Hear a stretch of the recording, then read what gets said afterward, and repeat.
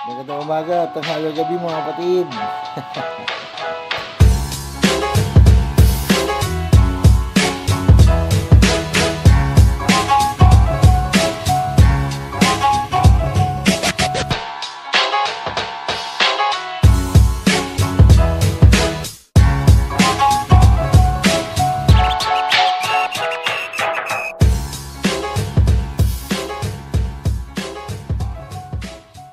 Ayun, okay, so dito na naman tayo sa ating garahe. At syempre, pag andito tayo sa ating garahe, ibig sabihin yan, meron tayong gagawin. Meron tayo ditong shocks.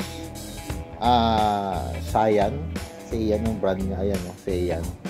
Kaya i-flip ko lang yung camera. Actually, hindi ito bago. Slightly used ito. Nakipag-swap ako sa kaibigan natin ng intercom. So meron akong extrang intercom, yung Ageas B6 Pro. Meron naman tayong Freedcon na T-Max. Kaya sabi ko, sige, swap tayo. So etong sinop niya sa akin, yan ang brand. Saiyan. So Saiyan ang brand. Ang kagandahan nito, pwede mong i-adjust yung height.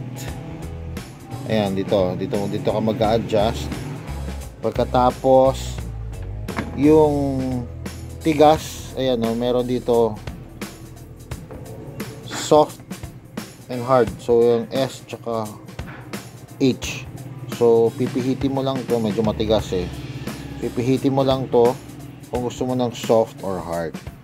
So ikakabit natin yan dito sa ating NMAX, kasi itong NMAX natin, kung makikita nyo ang ating shocks, ayan o, puro tagas na, as in tagas na. Ayan. Okay, so babaklasin ko na muna to, and then ikakabit na natin yon. And then hindi ko na ipapakita details, no, kung paano natin baklasin yan. Madali na lang naman yan. Tatanggalin lang natin itong mga flarings. Itong upuan kailangan tanggalin, and then after that, testingin natin yung preload ng bagong shocks na ito, kung ano bang prefer natin, kung soft ba o hard. O nga pala, ang technique dito, syempre naka center stand yan, no? Huwag nyong tatanggaling sabay yung shocks, isa-isahin nyo. Ito muna, tapos ikabit nyo yung bago, pagkatapos yung kabila naman ng baklasin nyo. Kasi kung sabay nyo tatanggalin yan, may hirapan kayo, gigewang yan ng ganun. So at least meron pang isa doon, or alin sa kanila, pagka isa lang tinanggal nyo, meron pang isang nakasuporta. So wag nyong pagsasabayin kaagad na tatanggalin nyo kaagad ng sabay, may hirapan kayo. Okay? So sige, balikan ko kayo.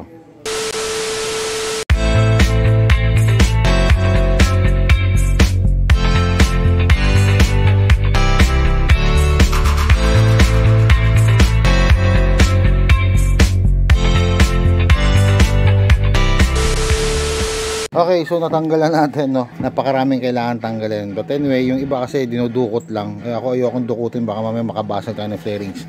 So meron tayong access ngayon sa mga tornilyuhan niya. Ngayon, for this side, kailangan tanggalin mo tong muffler para ma-access mo naman to. Kasi mahirap magpihit dito ng tornilyo kung nakaharang tong muffler. So siguro unahin ko muna tanggalin itong side na to, kasi dito wala na tayong tatanggalin dito. Iaangat lang natin tong airbox. Aangat lang natin yan, tapos okay na yan. One eternity later. Okay, natanggal na natin yung luma.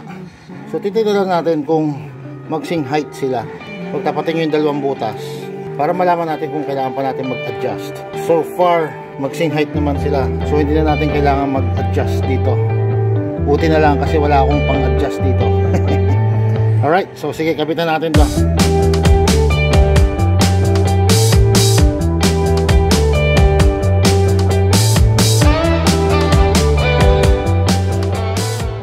Several song-filled hours later. Okay, so nakabit na natin parehas. Ayan, taka yun.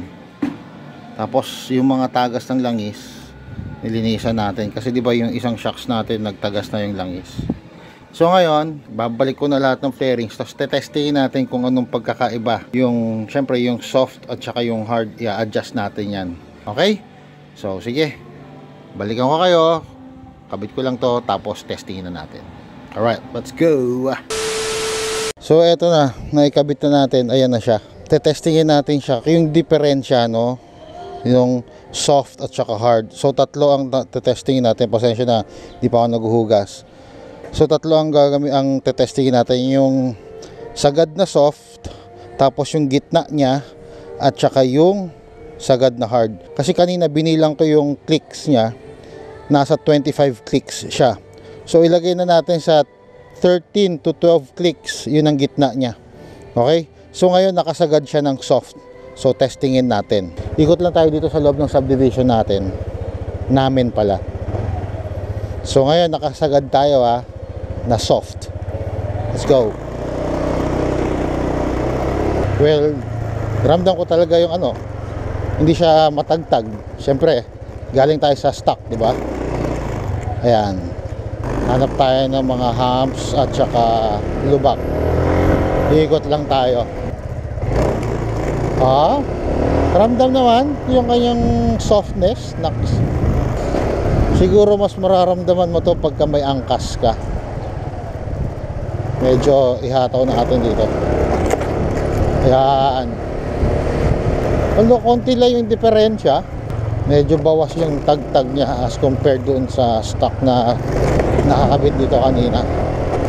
Okay, so yun yung soft. Ngayon subukan natin yung sagad na hard. Okay, ipitin natin to. Ayan kita nyo, napipihit siya. Sagad natin ng hard. Sa kabila din ganun din. Ayan, sagad lang natin to.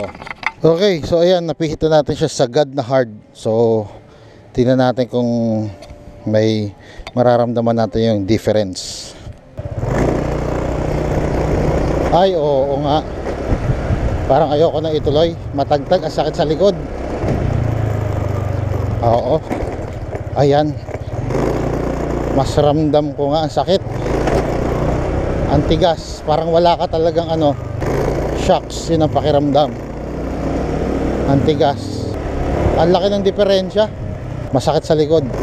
Usually pagka hard suspension, sabi nila, ang pagkakaalam ko, ginagamit ito sa pagka nagre-racetrack ka. Pag nag-cornering ka, maiwasan yung pag-bounce ng motor mo.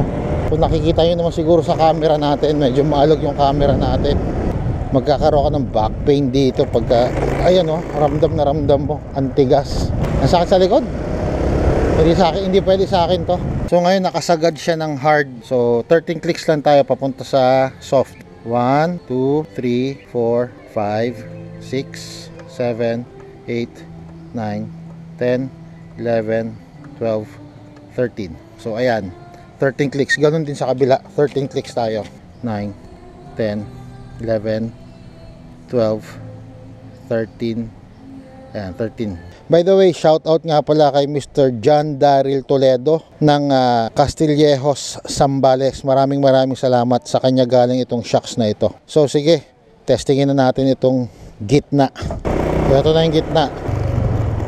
Okay, para sa akin, yung gitna, para sa akin matigas pa rin siya. Para ka rin naka-hard pero nabawasan lang ng konti. Masakit pa rin sa likod. Konti lang nabawas ng tagtag. Pero iba pa rin talaga yung kaninang sagad na hard. Talagang kahit sa patag, ramdam mo yung tagtag. No? Unlike doon sa super soft, hindi mo ganong ramdam yung tagtag. So malamang pipiliin ko yung super soft. Yun lamang po. Maraming salamat sa panonood. Kung hindi ka pa naka-subscribe sa akin, ano pang inaantay mo?